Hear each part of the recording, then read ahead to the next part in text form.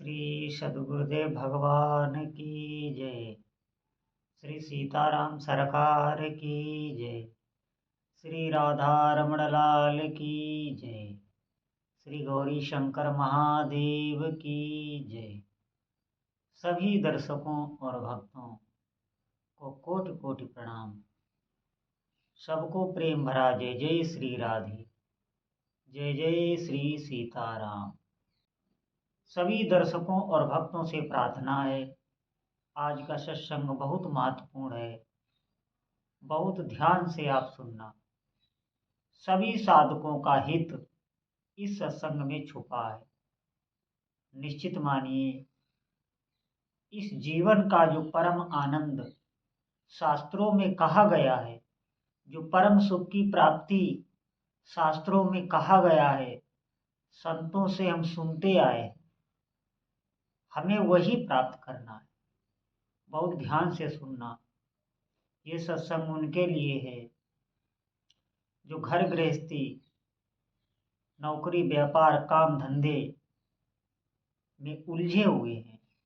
मेरे कहने का ये मतलब नहीं है कि आप इसको छोड़ दें या आप उससे अनमने हो जाएं। जब आप उससे अनमने हो जाएंगे, आपकी रुचि नहीं होगी, तो आप अपने कर्तव्यों का पालन नहीं कर सकते।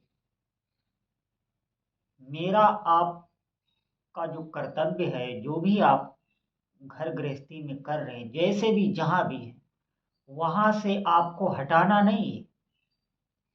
वहीं रहकर ही आप परम सुख की प्राप्ति कर सकते। आपका भी हृदय आनंद में डूबने लगेगा। जो दिन आपके भय, शोक, चिंता, बहुत प्रकार की चिंताओं से, इनको सबको साथ लेकर हम मस्तिष्क में इनका एक बोझा बनाकर चलते हैं, निश्चित मानिए आप बिल्कुल निर्भीक, निर्भय, प्रसन्न चित्त रहने लगेंगे थोड़े ही समय में।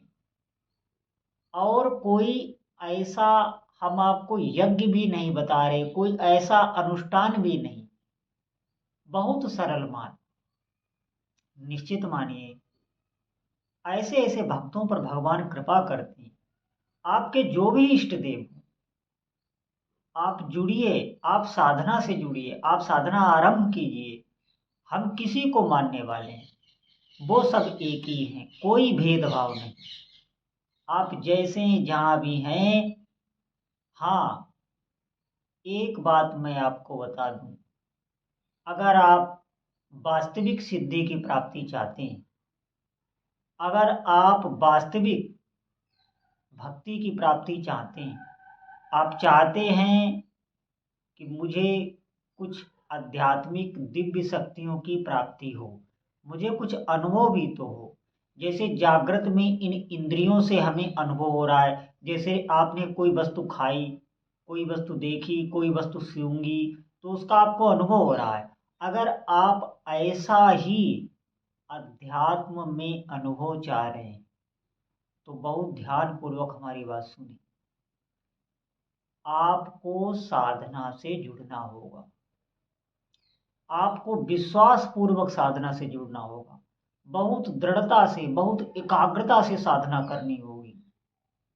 साधना में विश्वास अटल रखना होगा, निश्चित मानिए। और अपनी इंद्रियों पर संयम रखना होगा। ये जो बहिर्मुखता में हम जो वस्तु हमें नहीं खानी चाहिए, वो हमें नहीं खाना है। हमें ऐसे भोग नहीं भोगना है जो पापाचरण हमसे कराती हूँ, ऐसे भोग हमें नहीं भोगना है। जो बातें संत जन रोकते हैं, उनको हमें अस्वीकार करनी है। निश्चित मानिए, थोड़े समय में ही आपको कष्ट की अनुभूति होगी, उसके बाद नहीं, दिव्यता आने लगती है, अंदर की पवित्रता आने लगती है, दिव्य शक्तियों का साक्षात्कार होने लगता है। जैसे मैंने बताया ना, इन इंद्रियों से जब हम भोग भोगते हैं, तो हमें तुरंत ही अनुभव में आता है। ऐसे ही साधना में भी आपको दिव्य दिव्य अनुभूतियां होंगी, और आप ऊपर की चढ़ाई चढ़ते चले जाएंगे, चढ़ते चले जाएंगे। हमारा मन जो होता है, इसकी गति हमेशा नीचे की तरफ होती है, ये भोगों की तरफ भागता है और बहुत से बड़े से बड़े घृणित कर्म ये आपसे करा देगा। अगर आप भगवत विमुख हैं तो ये आपसे ऐसे निंदनीय कर्म करा देगा, फिर हमेशा आपके अंदर एक आत्मग्लानि रहेगी। आप देखना, जीवन में देखना, आप अनुभव करके देखना, निश्चित आत्मग्लानि होगी। ये मन ऐसे ऐसे भय आपके आगे, ऐसे ऐसे चिंताएं आपके अंदर डाल देगा कि फिर जीना मुश्किल हो जाता है। जो जीवन भगवत प्राप्ति के लिए आनंद स्वरूप बताया गया, वही दुख रूप हमें लग रहा है। इतना मनुष्य जन्म कीमती है, मैं कैसे आपको बताऊं। जो भगवान ने हमें इंद्रियां दी, जो भगवान ने हमें शरीर दिया, उन्होंने इतना बड़ा उपकार किया है, लेकिन वही हमें दुख रूप लग रहा है। वही जीवन हमें संकटों से घिरा हुआ नजर आ रहा है। हम हमेशा दुख से ही नहीं निवृत्त हो पा रहे हैं। साधना हम कब करेंगे? आप साधना से जुड़िए, आप भगवान नाम का आश्रय लीजिए। भगवान नाम आप जितना अधिक जप करेंगे, कोई भी आपके इष्ट देवता है, ये आपके मन की मलिनता को दूर करेगा और आत्मविश्वास, आत्मबल बढ़ाएगा, जो परमार्थ में आप चल पाएंगे। जब आप चलेंगे तब आपको दिव्य दिव्य अनुभूतियां होंगी। अभी तो ये चलने ही नहीं देगा। बहुत लोगों को मेरी बात पर विश्वास ही नहीं होगा। क्यों नहीं होगा? क्योंकि उनके इतने पूर्व पूर्व जन्म के कर्म हैं, वो मन को इतना घेरे रहते हैं कि वो आपको यहाँ आने ही नहीं देंगे, सतमार्ग पर आपको चलने ही नहीं देंगे। बहुत प्रकार के संशय आपकी बुद्धि को भ्रमित करते रहेंगे, आपको विश्वास ही नहीं होगा। और अगर आपको विश्वास होने लगा है, अगर आपके अंदर ये जागृति होने लगी है कि मुझे जीवन में कठोर से कठोर साधना करनी है, इंद्रियों का संयम करना है, मुझे कुछ आध्यात्मिक अनुभूति चाहिए, तो निश्चित मानिए ये आप पर भगवान की कृपा हो गई है। इसे अब आप बचा के रखना, इसे छिपा के रखना। ये बहुत अमूल्य वस्तु आपको मिल चुकी है। अगर ऐसी आपके अंदर धारणा बन गई, अगर शास्त्रों पे आपके अंदर विश्वास आने लगा है, सतमार्ग पर चलने के लिए आपके अंदर विश्वास बढ़ने लगा है, तो निश्चित मानिए अब आप अपनी श्रद्धा को बढ़ाइए, घटाइए ना। श्रद्धा ही हमारा धन है। अध्यात्म में चलने के लिए श्रद्धा और विश्वास की परम आवश्यकता है। आपको घर बैठे ही दिव्यता की अनुभूति होगी, मैं निश्चित बता रहा हूँ। मैं कोई ऐसी कल्पनात्मक, ऐसी झूठी बातें नहीं कह रहा हूँ जिनसे आपका समय व्यर्थ में जाए। एक एक क्षण आप नाम या मंत्र में लगाइए। आपने अगर गुरु किया हुआ है, गुरु प्रदत्त जो नाम है, मंत्र है, उसको खूब आप जपिए।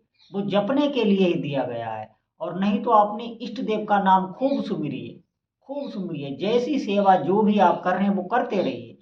अधिक से अधिक आप नाम जप कीजिए और इंद्रियों पर संयम रखिए।